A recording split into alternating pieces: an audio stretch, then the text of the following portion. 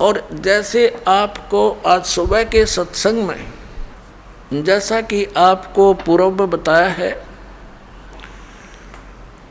कि ये भोली आत्मा इन अज्ञानियों के साथ, इन चोरों के साथ कितने खुश हैं, बड़े परम धनी मिल गए हैं, संत मिल गए। तो उसके विषय में सूक्ष्म वेद में परमात्मा कबीर जी ने कहा है कि साधों से ती मस्करी और चोरा नाल खुशहाल, ये मल अखाड़ा जीतेंगे युगों युगों के माल। तो इवन कहते हैं चोरों नकलियों संगतों के पास तो बड़े प्रसन्न हुए बैठे हैं। और जब से इस दास ने ये मार्ग स्टार्ट किया परमेश्वर की आज्ञा से, उसी दिन से संघर्ष का सामना करना पड़ रहा है। क्रोथा कांड इसी कारण से करवा दिया अज्ञानी दुष्ट लोगों ने।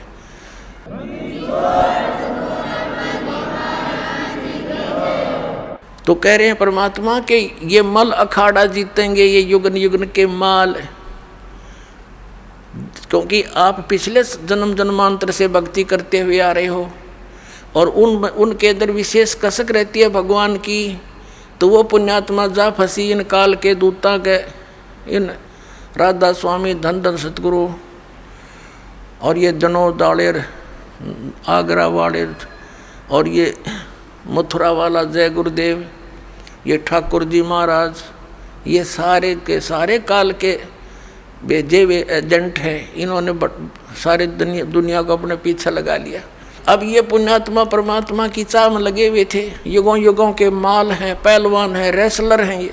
अरे रुक नहीं सकती ये आत्मा भगवान बिना। इनके अंदर एक ऐसी प्रेरणा है पिछले संस्कारों से। और अब ये फंस गए इन काल के दूता के, वहाँ कोई भक्ति है नहीं, जोत लगवाना इन्हें बंद करवा दिया, धर्म कर्म की कोई रास्ता नहीं, कोई विधि नहीं, शास्त्रानुकूल साधना नहीं।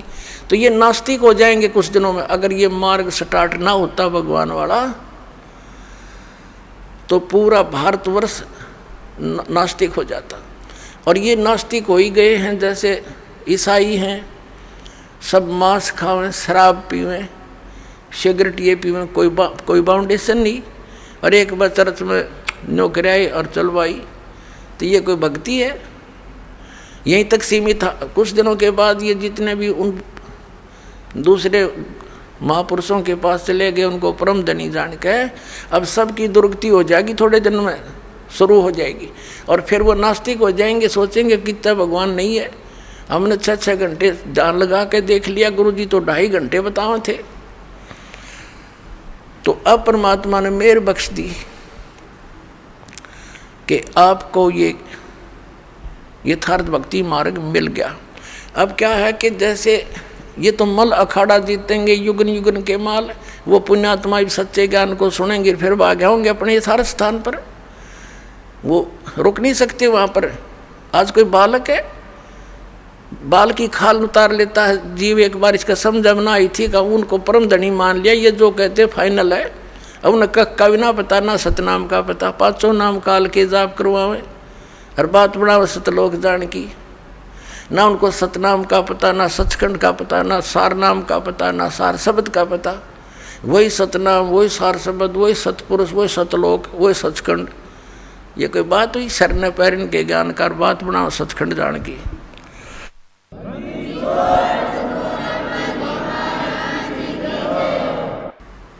अब पुण्यात्मा परमात्मा के पाने का ये 3 मंत्र का साधन है। इस 3 मंत्र के जाप का समर्थन श्रीमद् भगवद गीता हमारे पवित्र सदग्रंथ ने भी संकेत कर दिया। और फिर जो हम आपको प्रथम मंत्र देते हैं, ये कंप्लीट जो ज्ञान है, कंप्लीट कोर्स, ये सच्चिदानंद घन ब्रह्म की वाणी कबीर वाणी में है, परमात्मा की वाणी में है। उसमें सारा कुछ लिखा हुआ है इन सब कमलों के बारे में। चक्र जो हमारे रीढ़ की हड्डी के अंदर की तरफ, ये मूल कमल, स्वाद चक्र, नाभि कमल, हृदय कमल, कंठ कमल और ऊपर त्रिकुटी कमल, ये सभी के जाप मंत्र उस सूक्ष्म वेद में है। और बाकी ये 3 मंत्र भी उसमें अलग से हैं, बिल्कुल उसमें तो कंप्लीट ही है। और उनमें से इन महापुरुषों ने भी, जिनको हम मोक्ष प्राप्त मानते हैं, जैसे आदरणीय धर्मदास साहिब जी, आदरणीय मुल्कदास साहिब जी, आदरणीय दादू साहिब जी, आदरणीय गरीबदास साहिब जी, आदरणीय नानक साहिब जी, आदरणीय घीसा दास साहिब जी। आदरणीय गरीबदास साहिब जी गांव छुड़ानी, जिला जज्जर, हरियाणा वाले, और आदरणीय नानक साहिब जी ये सिख धर्म के प्रवर्तक। आदरणीय घीसा दास साहिब जी गांव खेखड़ा, जिला मेरठ, उत्तर प्रदेश वाले। तो जितने भी ये पंथ परमात्मा के सतलोक की महिमा गाने वाले हैं, ये आदरणीय नानक साहिब जी की वाणी को विशेष रूप से मानते हैं। अब उन वाणियों में क्या लिखा है? 5 नामों का जिक्र है, लेकिन गुरु ग्रंथ साहिब के अंदर वो 5 नाम ओपन नहीं है, क्योंकि जिस वाणी में वो कंप्लीट ओपन थे, कंप्लीट था, वो कंप्लीट ज्ञान था, वो प्राण संगली थी, तो उसको पूर्ण रूप से उजागर नहीं किया गया और न ही गुरु ग्रंथ साहिब में उसका योग किया गया। किस लिए नहीं किया गया? क्योंकि उसके अंदर वो कंप्लीट कोरस है, कोरस था, जिसमें 2 अक्षर का नाम, ये सतनाम भी था। एक घटना हुई थी। अब पुणात्मा, ये तो सदग्रंथों से आपको दिखा दिया, 3 मंत्र के जाप से बात बनेगी। अब उन महापुरुषों ने जिन्होंने परमात्मा के कौन से मंत्र का जाप किया, वो भी आपके रूबरू कराते हैं। आपका आज सुबह का जो सत्संग में कंसेप्ट शुरू हुआ था, वो 2 घंटे में समाप्त नहीं हो सका। अब समापन होगा उसका 4 घंटों में, इसलिए दोपहर को वो कंसेप्ट क्लियर बीच में छोड़ दिया था, अब इसको पूरा किया जा रहा है। अपने आत्मा परमात्मा ने कहा था, धर्मदास मोरी लाख दवाई, ये सार शब्द कहीं बार न जाई, सार शब्द बार जो पढ़ी, बिचली पीढ़ी हंस नीतर ही। फिर क्या बताया था कि इस सतनाम को भी सार्वजनिक नहीं करना, और परमात्मा ने क्या बताया है कि सोहम शब्द हम जग में लाए, और फिर सार शब्द तो हमने कति गुप्त छुपाए। ये जो अन्य पंथों के पंथी सोहम नाम भी साथ में ये कहीं की ईंट कहीं का रोड़ा बना करके उसका प्रयोग करते हैं। कहते हैं किसी भी 52 अक्षर के अंदर लिपिबद्ध किसी भी ग्रंथ में कबीर परमेश्वर से पहले इस सोहम अक्षर की जानकारी नहीं थी, लिखा नहीं था कहीं पर। तो परमात्मा कहते सोहम शब्द हम जग में लाए, फिर भी सार शब्द हमने गुप्त छुपाए। गरीबदास साहिब जी को परमात्मा मिले, जैसा कि आपको दोपहर सुबह के सत्संग में सुना था। गरीबदास साहिब जी को परमात्मा मिले, सचखंड लेकर गए, वापस छोड़े, अपनी आँखों देखी, उस पूरा विवरण बताया। तो क्या बताया